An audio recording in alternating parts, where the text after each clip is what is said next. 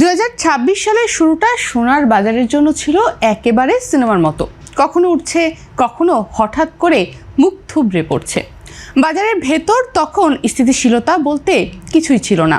একদিকে যুক্তরাষ্ট্রের রাজনীতি, বিশেষ করে ডোনাল্ড ট্রাম্পের হঠাৎ আক্রমণাত্মক মন্তব্য ও নীতিগত অবস্থান, অন্যদিকে মধ্যপ্রাচ্যের যুদ্ধ পরিস্থিতি। সব মিলিয়ে পুরো বিশ্ব অর্থনীতি যেন এক অনিশ্চয়তার মঞ্চে দাঁড়িয়েছিল। এই অনিশ্চয়তার মাঝেই সবচেয়ে বেশি দুলছিল সোনার দাম। বছরের শুরুতে দেশে সোনার দাম একসময় 2,24,000 টাকার আশেপাশে নেমে এলেও সেটা বেশি দিন কিন্তু স্থির থাকেনি। 29 জানুয়ারি এসে দাম হঠাৎ করে 2,86,000 টাকায় পৌঁছে যায়, যা ছিল বাংলাদেশের ইতিহাসে সোনার দামের নতুন রেকর্ড।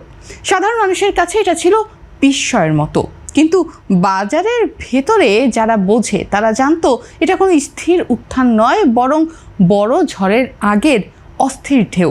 এরপরে শুরু হয় আসল নাটক। বিশ্ববাজারে ইরান ইসরায়েল সংঘাত আরও তীব্র হয়ে ওঠে। যুক্তরাষ্ট্র সরাসরি কূটনৈতিক ও সামরিকভাবে জড়িয়ে পড়ে, পরিস্থিতিকে আরও জটিল করে তোলে। বিশেষ করে ডোনাল্ড ট্রাম্পের কঠোর অবস্থান, হুমকি ধুমকি আর একের পর এক রাজনৈতিক মন্তব্য বাজারে এক ধরনের আতঙ্ক তৈরি করে। বিনিয়োগকারীরা বুঝে যায় পরিস্থিতি খুব দ্রুত নিয়ন্ত্রণের বাইরে চলে যেতে পারে। রূপায়ণ lake castle, welcome to the land of piece. কিন্তু মজার বিষয় হলো, শুরুতে এই যুদ্ধ আতঙ্ক সোনার দাম আরও বাড়ালেও পরে কিন্তু পরিস্থিতি একদম উল্টো দিকে ঘুরে যায়। হঠাৎ করেই যুক্তরাষ্ট্রের রাজনৈতিক চাপ, কূটনৈতিক আলোচনার ইঙ্গিত এবং বাজারের মুনাফা তুলে নেওয়ার প্রবণতা সব মিলিয়ে সোনার দামে একটা বড় ধরনের ধাক্কা লাগে। এক ধাক্কায় দাম নিচে নেমে আসে। অনেক জায়গায় এটা কারেকশন হিসেবেও দেখা হয়। ঠিক এই সময় ঘটে আরেকটি বড় ঘটনা।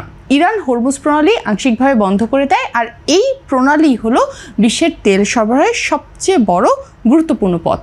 এখানে সামান্য সমস্যা মানেই বিশ্ববাজারে তেলের দাম লাফিয়ে ওঠা, এবং ঠিক সেটাই হয়। তেলের দাম বাড়তে শুরু করে, শিপিং খরচ বেড়ে যায়, আর বিশ্ব অর্থনীতিতে নতুন করে মুদ্রাস্ফীতির ভয় ছড়িয়ে পড়ে।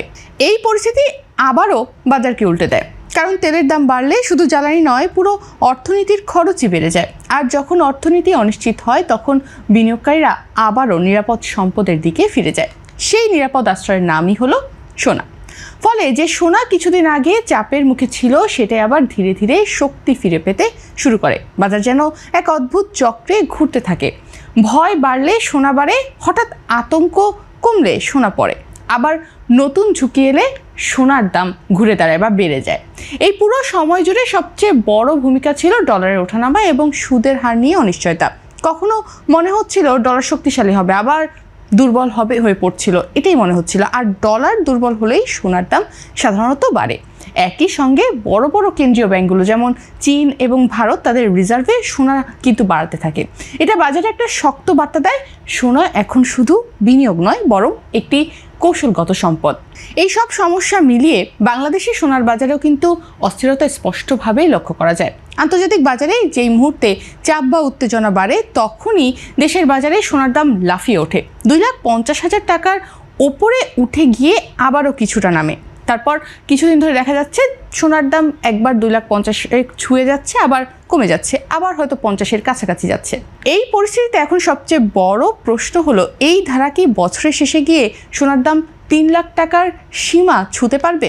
এর উত্তর এক কথায় দেওয়া কঠিন, কারণ সোনার দাম এখন আর শুধু সরবরাহ চাহিদার ওপরেই নির্ভর করছে না। এটা এখন পুরোপুরি বৈশ্বিক রাজনীতি, যুদ্ধ, ডলার নীতি এবং মানুষের ভয়, এই 4টি শক্তির ওপর দাঁড়িয়ে আছে।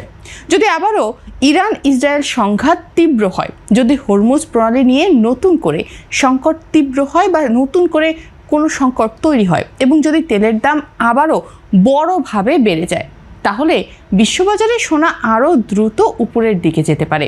সে অবস্থায় বাংলাদেশের বাজারে বছরের শেষে সোনার দাম 3 লাখ টাকার কাছাকাছি পৌঁছে যাওয়া অসম্ভব নয়। কিন্তু যদি পরিস্থিতি ধীরে ধীরে শান্ত হয়, বড় কোনো যুদ্ধ না হয় এবং কূটনৈতিক সমঝোতা কাজ করে, তাহলে বাজার কিছুটা স্থিতিশীলতার দিকে যেতে পারে। সেক্ষেত্রে দাম হয়তো বড় ধরনের পতন দেখবে না, কিন্তু 3 লাখ টাকায় পৌঁছানো কিন্তু কঠিন হয়ে যাবে। তখন সোনা একটি উচ্চ স্তরে ঘোরাফেরা করবে, সম্ভবত 2,40,000 থেকে 2,85,000 টাকার মধ্যে। সবশেষে একটা বিষয় পরিষ্কার, সোনার বাজার এখন আর সাধারণ কোনো বাজার নয়, এটা এখন ভয়ের বাজার। এখানে দাম ঠিক করে শুধু সংখ্যা না, বরং মানুষের মন, রাজনীতি আর যুদ্ধের সম্ভাবনা।